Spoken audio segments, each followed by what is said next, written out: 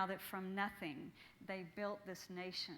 I mean, this is an immigrant camp. They were living in tents out in the desert, in this barren, desolate land, full of swamps, and from that they began building a nation. In 1967, there was a moment that we have to talk about because it was such a critical turning point in Israel's history. There were ongoing terrorist raids across the Egyptian and the Jordanian borders, and there was Syrian artillery fire across their border, and it was escalating greatly. Troops were moving to the borders. It was obvious that they were about to attack. So Israel made a preemptive strike. And in the first few minutes of this war, after Israel's preemptive strike, she wiped out the entire Egyptian Air Force in just a few minutes. This was followed by a counterattack against Jordan in the east and routing Syrian forces in the Golan Heights.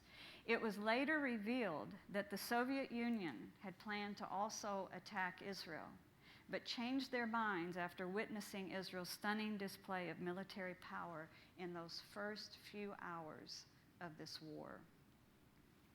It could have become a global crisis. After the Six-Day War, Israeli troops had captured what Jordan had called the West Bank, what were known as the Golan Heights in Syria, the Gaza, and they had all of the Sinai Desert, which you see here in this map in the darker turquoise colors.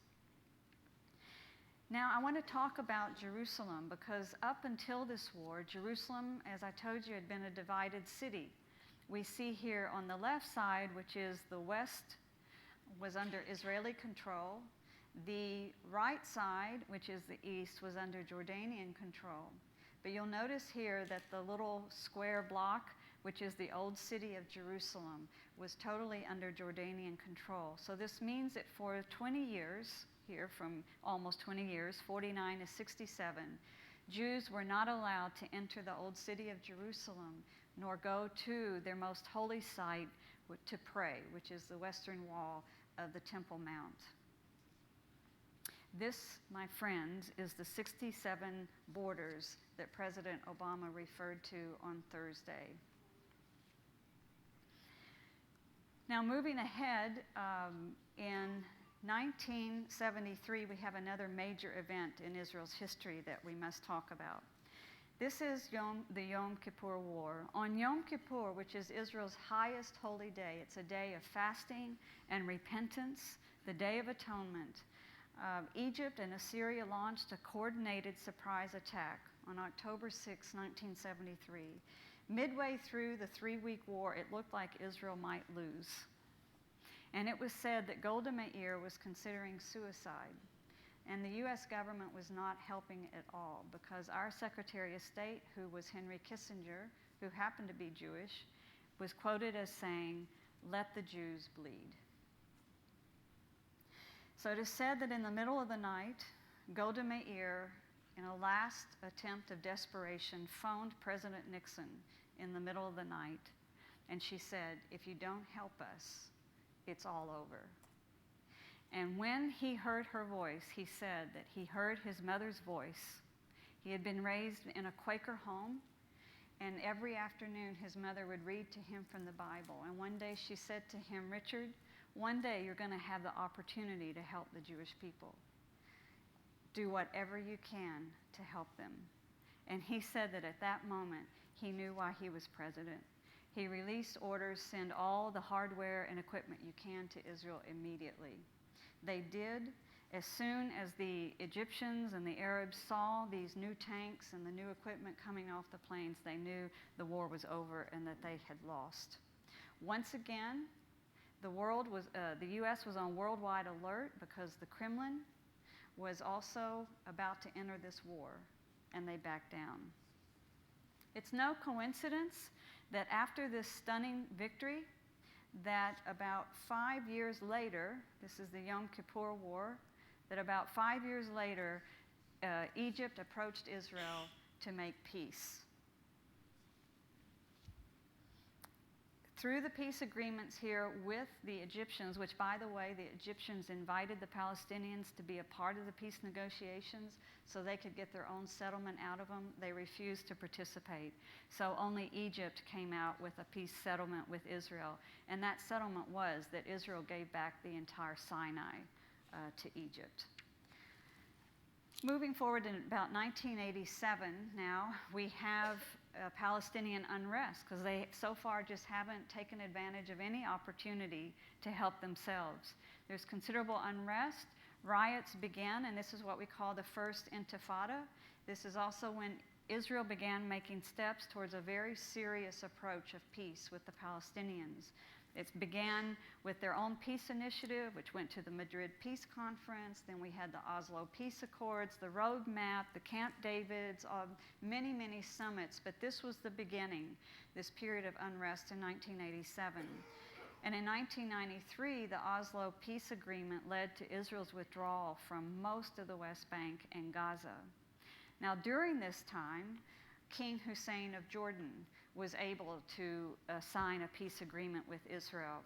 And they got, instead of land, they received water from Israel as a part of their agreement.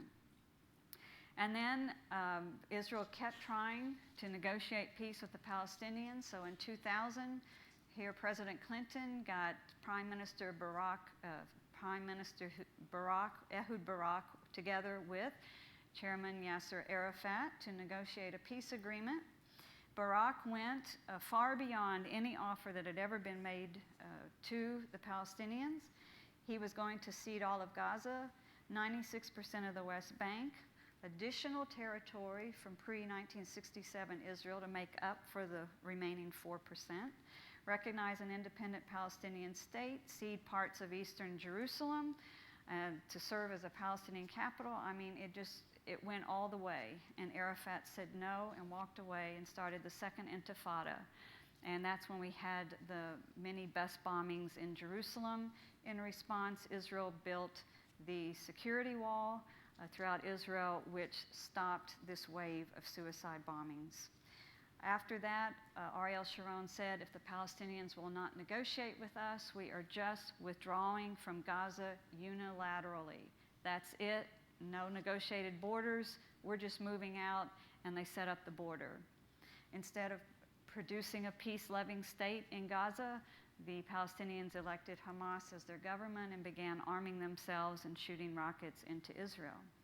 So this leads us up to the current situation. Where are we? The Palestinians still refuse to negotiate peace with Israel. The world blames Israel for the lack of Palestinian statehood. And in September, the Palestinians plan to declare unilateral statehood without negotiations. This way, they can get a state without ever recognizing that Israel exists. That's why they do not want to negotiate with Israel, because to negotiate, they have to recognize that Israel exists. Now, in spite of 6 decades of war, almost every decade, in spite of all these struggles, in spite of building a nation from the desert and the dust, Israel is leading the world in technology and innovation and science. Their economy is strong. It is a miracle, and we have the privilege of witnessing that miracle. It is a miracle of the second return of the Jewish people to their land.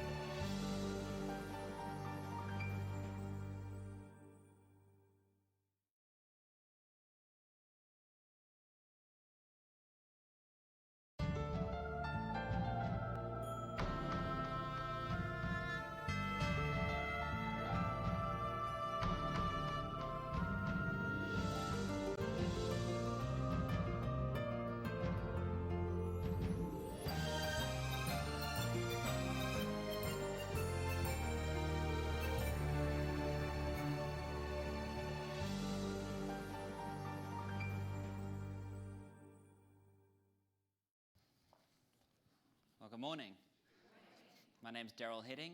I'm the Strategic Development Director for the ICEJ, and it's great to be with you here this morning. I'm actually a local boy. I know my accent may not sound like it. I do live in Murfreesboro, but I'm originally from the very, very deep south, and that's South Africa. So I will try to make myself understood this morning. If my kids were here, they could do a bit of a better job. They've educated me to the fact that Dad has actually 3 syllables in it. It's not Dad, it's Dad. And they're slowly teaching me how to speak English properly in Tennessee. All right, we're just waiting, I guess, for some of the PowerPoint to come up here.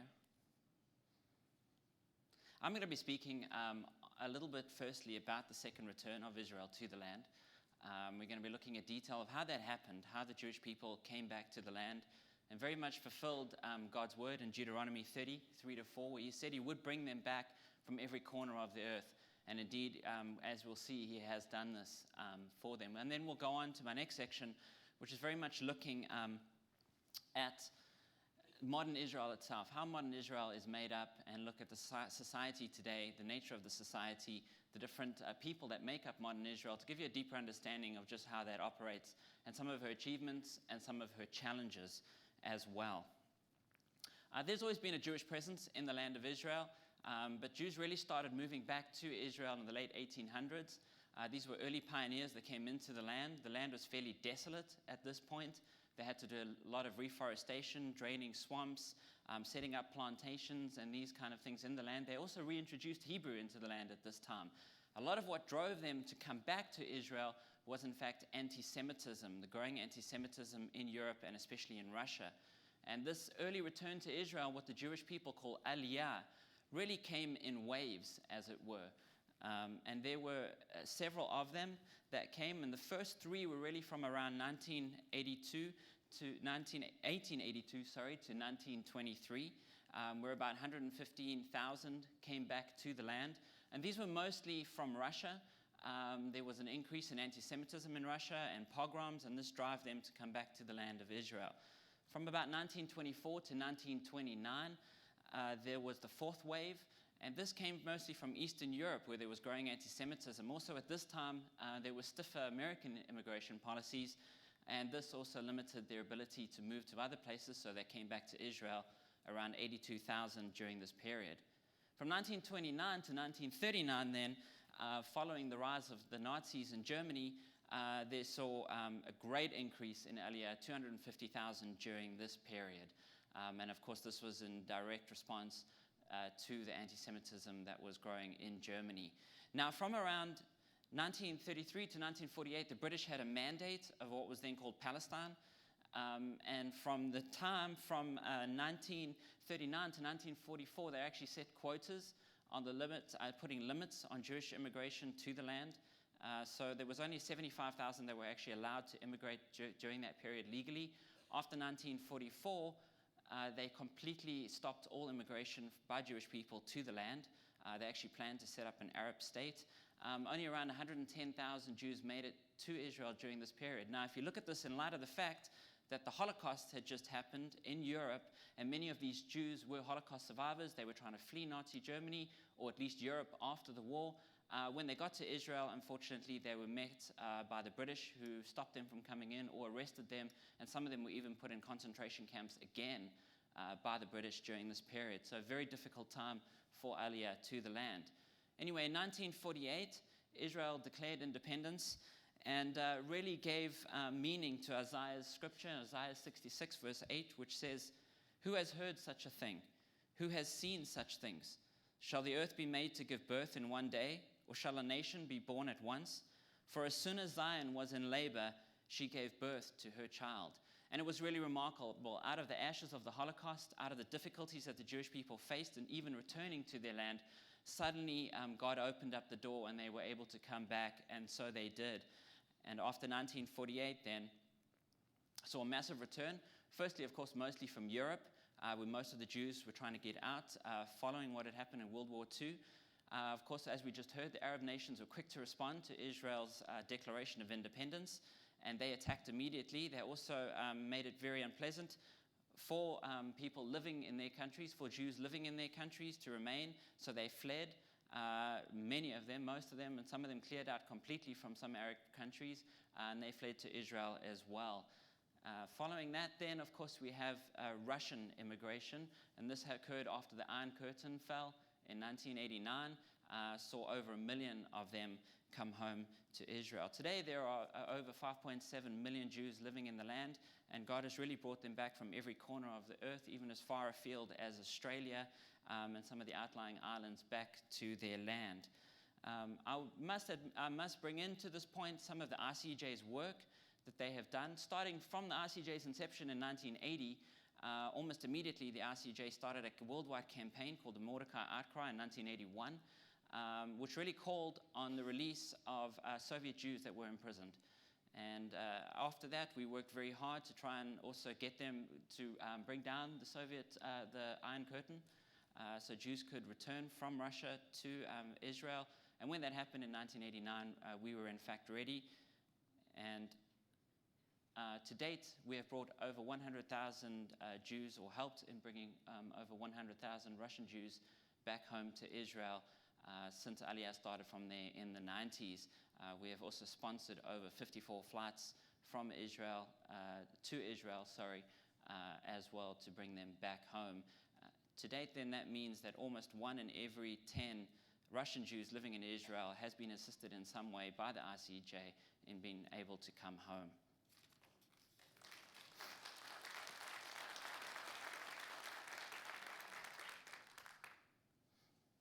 All right, so moving on to modern Israel itself. Israel actually just celebrated its 63rd birthday 2 weeks ago, I think it was. And as Susan mentioned, it's developed a vibrant democracy. It's a very sophisticated country, a very high-tech country. It has advances in science and medicine that are almost second to none in the world. It files more patents per capita than any other country in the world. It has more stocks on the NASDAQ technology stock exchange than any other country except the US. I was just actually over in Israel. I was up in Haifa, and they were very proud of the fact that Warren Buffett's first investment overseas was actually in Israel when he bought ISCAR. And they do take it as meaning for them of his knowledge that the Israel economy is a very strong one. It has, in fact, weathered the economic storm fairly well. Today, Israel also has a very strong currency. So it's doing very well, and all of us actually benefit in many ways from Israeli technology, whether it's in our cell phones, on our computers, via instant messaging, or in hospitals. If today you had a heart attack and went to a hospital, you would most likely be treated by Israeli technology that would save your life. Let's just go back one here. The army in Israel. The army is an integral part of Israel's makeup. Of course, as we heard, it has fought many wars.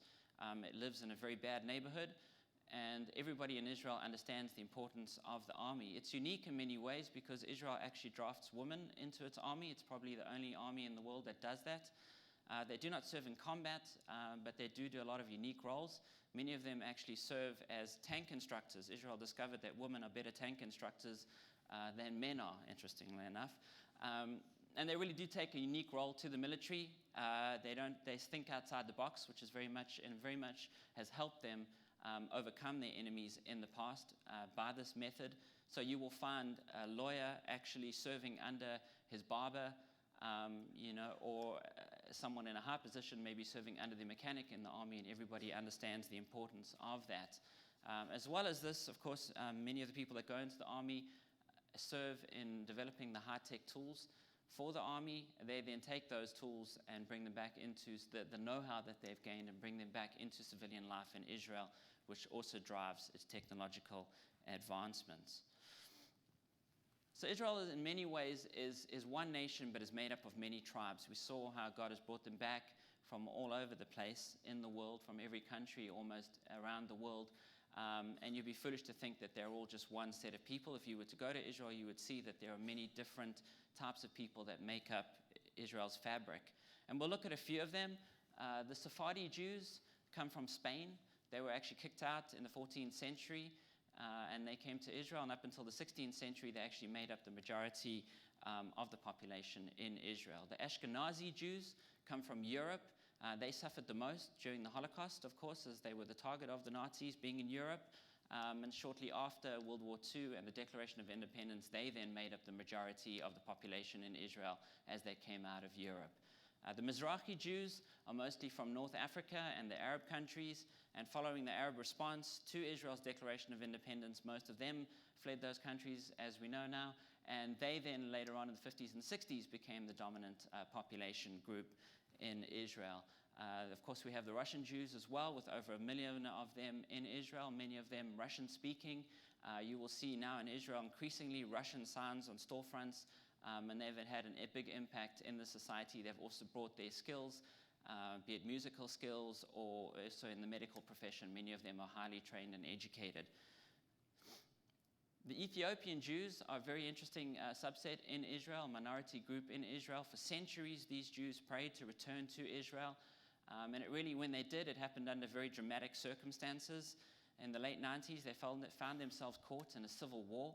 And when they fled and reached Addis Ababa, they were in a precarious situation. Israel decided to act and sent in the biggest airlift to date and rescued over 14,000 of them and brought them